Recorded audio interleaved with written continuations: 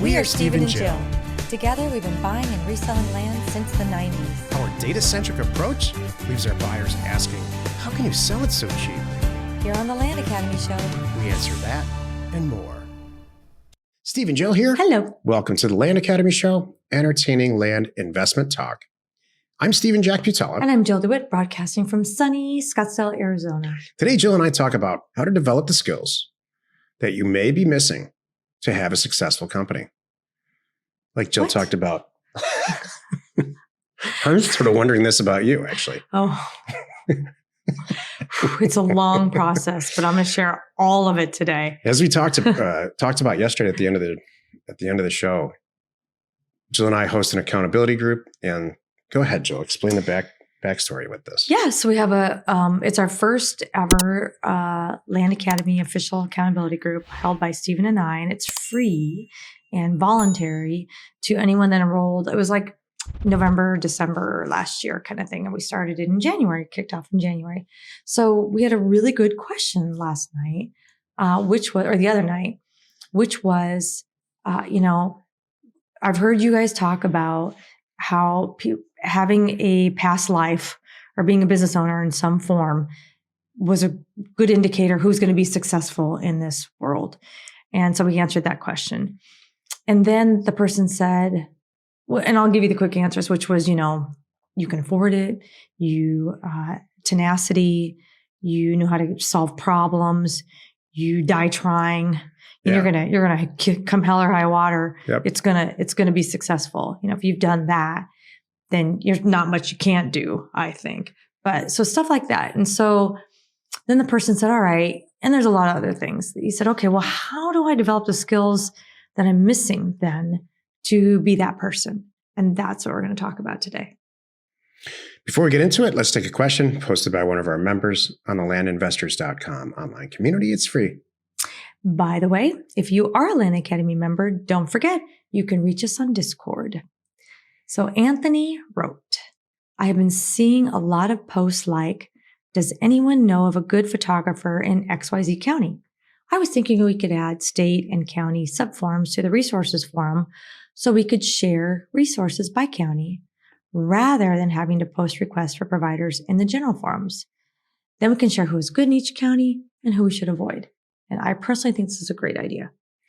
That's good. I have a 180 degrees different opinion. So over the years, Jill and I have created forums, and we do have forums in Land Investors and Discord, and a knowledge base that I think we're transferring to it's a knowledge base. The software that it's being used on is obsolete, so we're moving it to another one.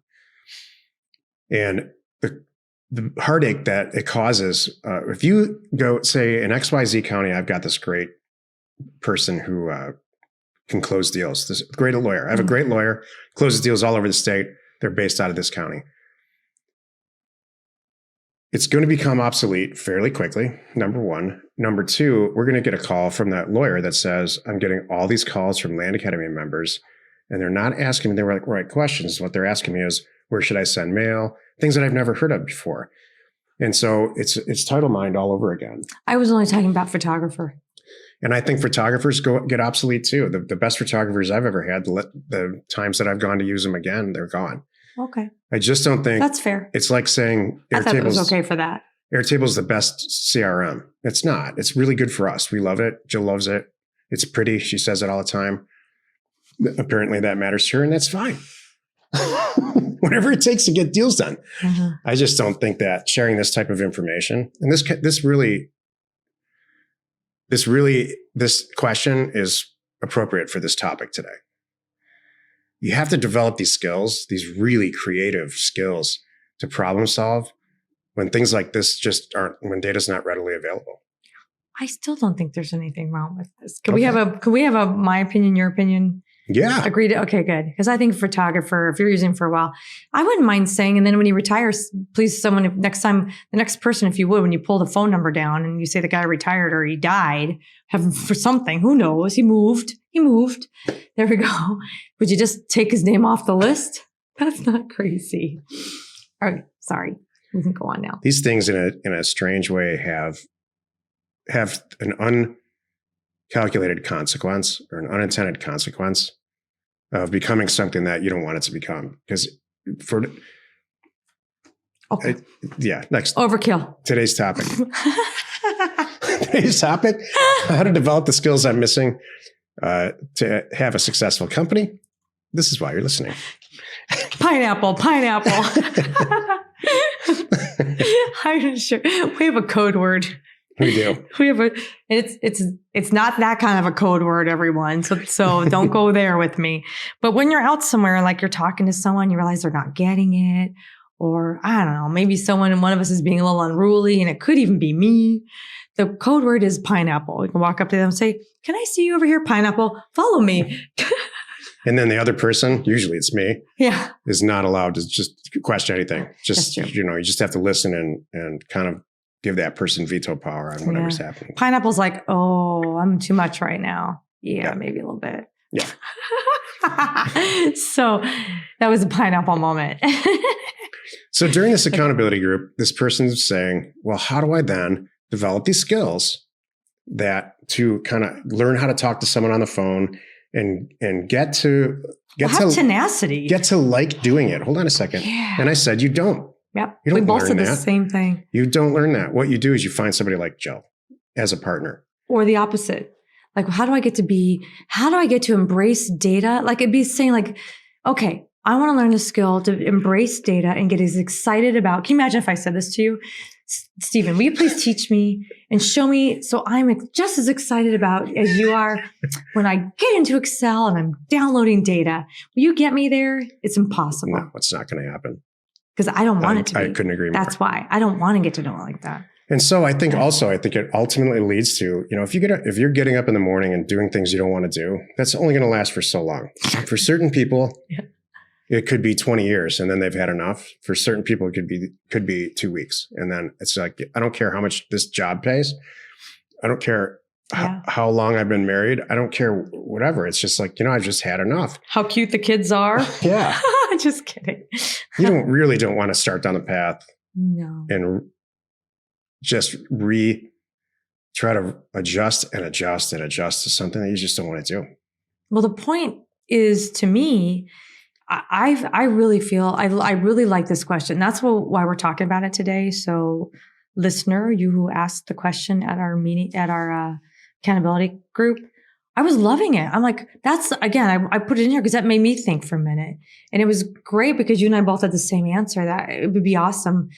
But instead of trying to be that person that you're deep down not, or you really don't care about, or by the way, you're not as good at, you're just not naturally as good at it. There's some things like that. I feel bad, but I may have, I may have the most energy and excitement and whatever about being a ballerina, but look at me. I'm not going to be a ballerina. That's not going to happen. Or a jockey, or, something. There's physical things. There's things you just can't overcome. And there's nothing wrong with that. And I really am always been a huge fan of, hey, figure out what you're good at and just run with that. And that's what this is today for me, this topic. Hey, get real good. You know every part of your company. You want to have a successful company. You want to be a successful investment company like we are. Figure out all the pieces. This is what we talked about. I said, from day one, I want you to start writing your own SOP, your own standard operating procedures of all the 23 steps it took you to buy the property. Now the 23 steps to list the property. And then the 31 steps needed to sell it and deed it over or whatever it was. And then you're going to, and that was in part of our Airtable. I was showing our Airtable example because we put all this, it's kind of like the whole process is spelled out in Airtable. So you start with the steps and you can put it into a system and make your life easier. And then as you're doing that, you're going to figure out the places that you're really fast at and you're good at, the places that you're not good and what you stink at, what you hate, whatever. And instead of hitting your head against the wall going, I got to get better at posting. No, you don't. Find somebody who's really is good at it. I got to get better at talking to people on the phone. That's okay. Find someone who is really good at it and they love it, because I promise you there's a yin and a yang. And that's what this group is all about. There's so many partnerships and companies and businesses that I never expected coming out of Land Academy. Couldn't agree more with everything you're saying. I just see a lot of people getting really frustrated. Not a lot. I see a handful of people frustrated, trying to do something that they can't. They just don't want to. And so rather than quit, I really just think you should align yourself with the right people so that you can do it together. Brilliant. So for every person that can't stand doing data, there's a me. Yeah, exactly.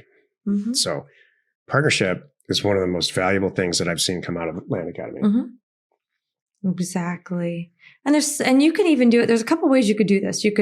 So my first thoughts are, I would make it task driven, because I don't want to go out there and spend months trying to find a partner and be trying to work with this partner and splitting things 50-50.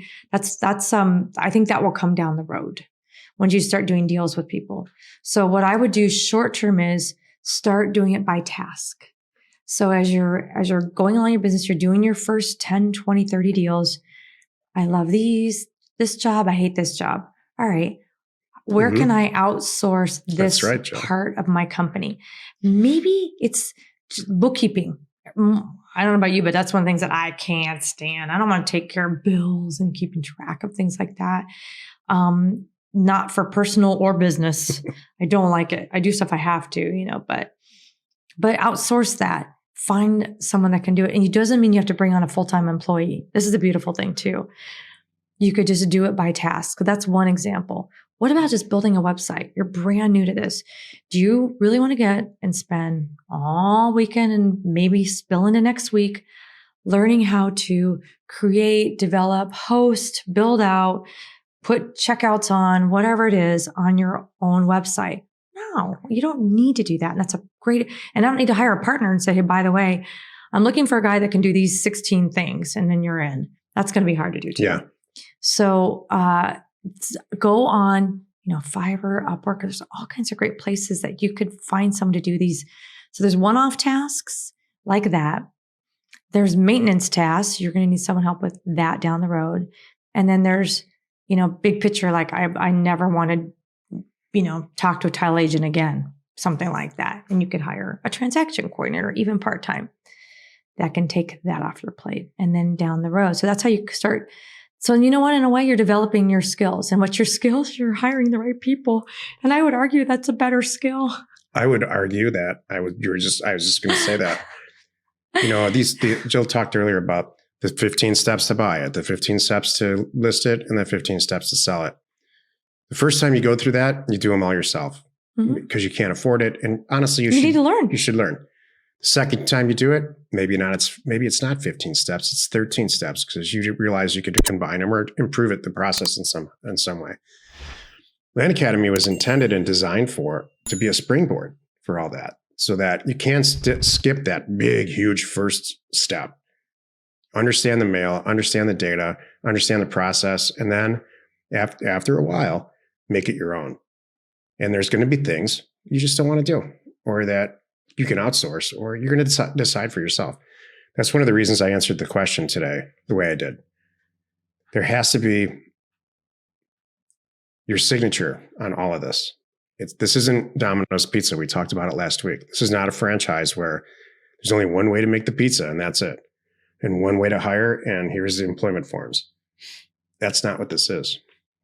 And the people that can embrace that are going to do fantastically well at buying and selling real estate, or really, quite honestly, anything they put their mind to. Yeah.